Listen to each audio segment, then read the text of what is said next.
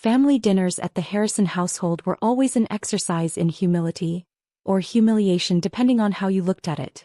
I adjusted my simple black dress, nothing like my sister Amanda's designer outfit that probably cost more than my car. Well, my old car anyway. Olivia, darling, you made it. Mom's voice carried across our sprawling dining room, practiced and perfect as always. We were just hearing about Amanda's latest promotion.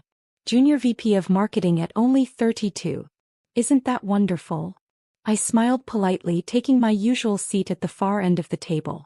The same spot I'd occupied since Amanda started her meteoric rise in the corporate world 5 years ago. Far enough to be forgotten, close enough to hear every subtle dig at my apparently disappointing life choices. And what about you, Olivia? Aunt Patricia's voice dripped with fake concern. Still at that little office job? Before I could answer, Amanda jumped in, wine glass dangling elegantly from her manicured fingers. Oh, Liv's still doing that assistant thing at some company downtown. What was it again? Filing papers. I took a slow sip of water, thinking about the merger documents sitting on my desk at Monarch Enterprises' penthouse office.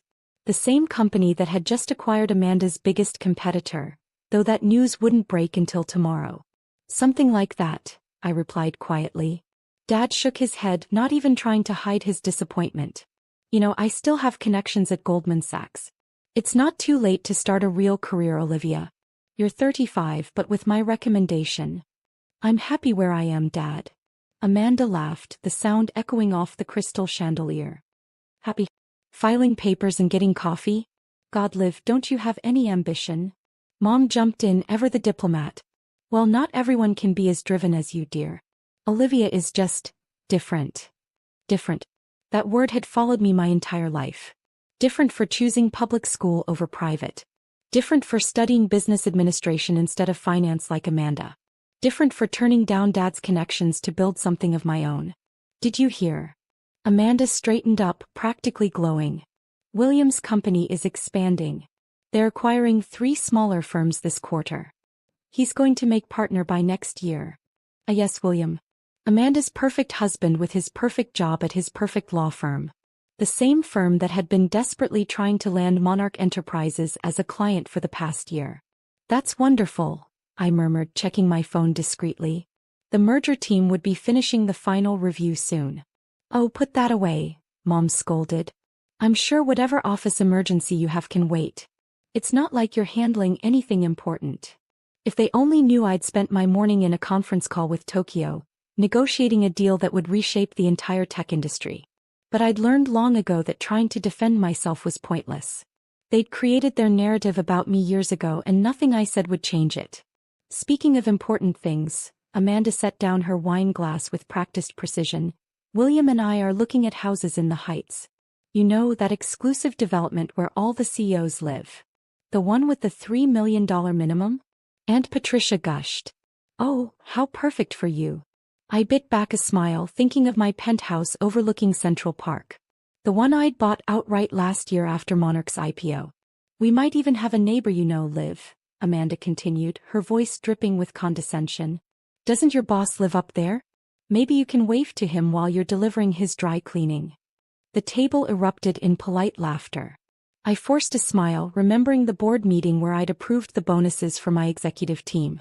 My boss had been particularly grateful for his 7-figure appreciation package. Actually, I started but was cut off by Dad's booming voice. Now let's discuss the real estate opportunities in that area. Amanda, you should consider. I tuned out as Dad launched into another lecture about investment strategies. My phone buzzed silently in my lap. A message from my CFO about the merger numbers.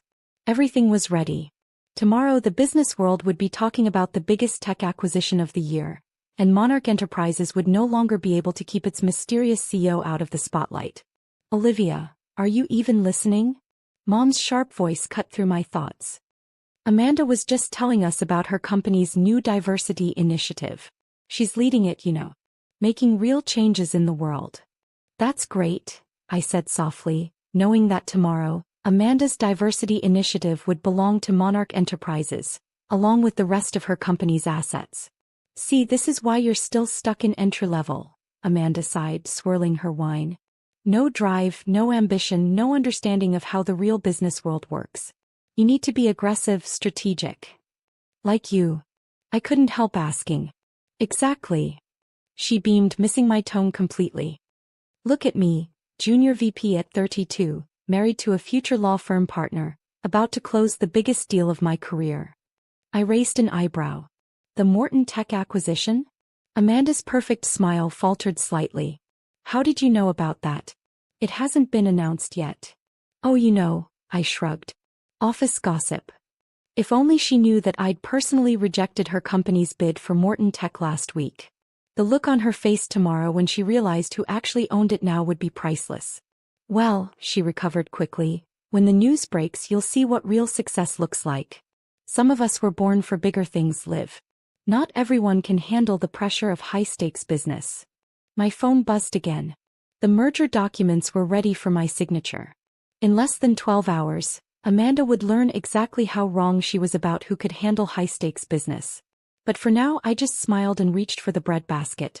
Sometimes the best revenge is simply waiting for the perfect moment. The dinner dragged on, a parade of subtle insults wrapped in concern. I checked my watch, just as the dessert was being served, right on schedule. Leaving already? Amanda smirked. I guess the filing cabinet needs organizing early tomorrow? Before I could respond, my phone rang. The custom ringtone meant only one thing. Kate, my executive assistant. I had specifically asked her to call at this moment. Sorry, I should take this, I said, standing up. Really, Olivia? Mom sighed. How important could it be? I answered on speaker, letting Kate's crisp, professional voice fill the dining room. Madam CEO, I apologize for interrupting your evening, but the $50 million merger documents are ready for your signature. The board is waiting for your final approval. The sound of Amanda's wine glass hitting the hardwood floor shattered the sudden silence. Red wine spread across Mom's precious Persian rug like spilled blood. I'll be there in 20 minutes, I replied calmly. Have legal standing by for the final review. I looked up to find every face at the table frozen in various stages of shock. Dad's fork hung halfway to his mouth, a piece of chocolate cake dangling precariously. Madam CEO, Amanda whispered, her perfect composure cracking. Of Monarch Enterprises, I confirmed, smoothing my dress. You know, that little company that's about to acquire yours? Mom's hand flew to her throat. Monarch. But that's the fastest growing tech company in the country? I supplied. The one that's been buying up firms left and right? The mysterious corporation everyone's been talking about. I allowed myself a small smile. Yes, that's the one. That's impossible, Amanda sputtered. Monarch is worth billions. Their CEO is some reclusive genius who never appears in public. I pulled a business card from my purse and slid it across the table. The embossed letters caught the light. Olivia Harrison, Chief Executive Officer, Monarch Enterprises. Not so reclusive anymore, I said. Just careful about who knows the truth.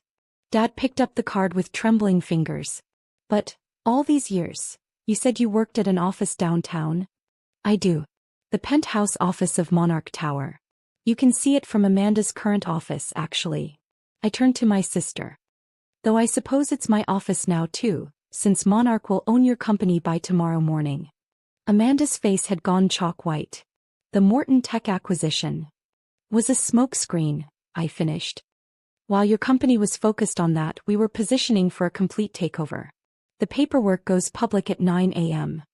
Why didn't you tell us? Mom's voice was barely a whisper. I looked around the table at the family who had spent years underestimating me. Would you have believed me?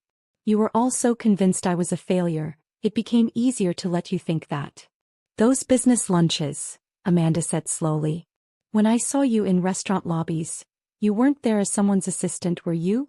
No, I confirmed. Usually I was there buying companies. Including last month, that exclusive development in the Heights you were so excited about. I own it now. Aunt Patricia, who hadn't spoken since the phone call, suddenly found her voice. The mysterious buyer who's been acquiring all those prime properties is Monarch Enterprises, I nodded. We've been diversifying into real estate. My phone buzzed again. Another message from Kate. Board members all present. Ready when you are. I should go, I said, gathering my things. $50 million mergers don't sign themselves. Wait, Dad called out as I reached the door. All this time while we were pushing you to find a real career. I was building an empire, I finished. One that's now worth more than all of Dad's connections combined. Olivia. Amanda stood up, her designer dress still stained with wine. The takeover. You can't, my position. Don't worry, I assured her, enjoying the irony. We're keeping most of the staff. You can even keep your title, though you'll be reporting to my EVP of marketing now. She's very good at her job, started as a file clerk actually. The silence that followed me out was deafening. As my driver held the car door open, I heard running footsteps behind me. It was Mom. Those charity galas, she said breathlessly. The ones where Monarch Enterprises donated millions. That was you? Someone had to make those executive decisions, I replied. Though I noticed none of you ever recognized me in the photos. I guess you weren't looking for the failure of the family in the society pages. Mom's face crumpled. We were so wrong about you. Yes, I agreed, sliding into the car. You were. The next morning, I watched from my penthouse office as the news of Monarch's latest acquisition broke. The business channels were buzzing with speculation about the mysterious CEO finally being revealed. My phone was flooded with messages from family members, ranging from congratulations to apologies to requests for jobs. Amanda's message was the shortest. You planned this all along, didn't you? I smiled, remembering all the family dinners where I'd sat quietly, absorbing their condescension while building something they couldn't imagine. No, I replied. I just worked for it. Kate appeared in my doorway. The board is ready for you, Madame Sue. I stood, straightening my Chanel suit. No more off-the-rack clothes needed. Through the floor-to-ceiling windows I could see Amanda's old office building, now sporting the Monarch Enterprises logo. Kate, I said, please send a gift basket to my family. Include a bottle of red wine for my sister. Something expensive. And a cleaning service recommendation for Mom's Persian rug. Already done, she smiled. I also took the liberty of sending them all copies of today's Wall Street Journal. Your cover story is quite impressive. I picked up the newspaper from my desk, studying the headline. Monarch Enterprises CEO revealed. The secret billionaire next door. Below it was a photo of me at last month's charity gala, the one my family had dismissed as another boring office party, when I mentioned it. Sometimes, I told Kate as we walked to the boardroom, the best revenge isn't proving people wrong. It's letting them realize they've been wrong all along. The boardroom doors opened to reveal the top executives of both Monarch and our newly acquired company. Amanda sat among them, trying to maintain her composure but looking distinctly uncomfortable in her now outdated office attire. Good morning, I said, taking my seat at the head of the table. Let's discuss the future of our combined companies. I have some thoughts about the new diversity initiative. Amanda's face reddened as I began the presentation. Sometimes success isn't about who talks the loudest or brags the most. Sometimes it's about quietly building something extraordinary while others underestimate you. And sometimes, just sometimes, it's about watching their faces when they realize just how wrong they've been all along.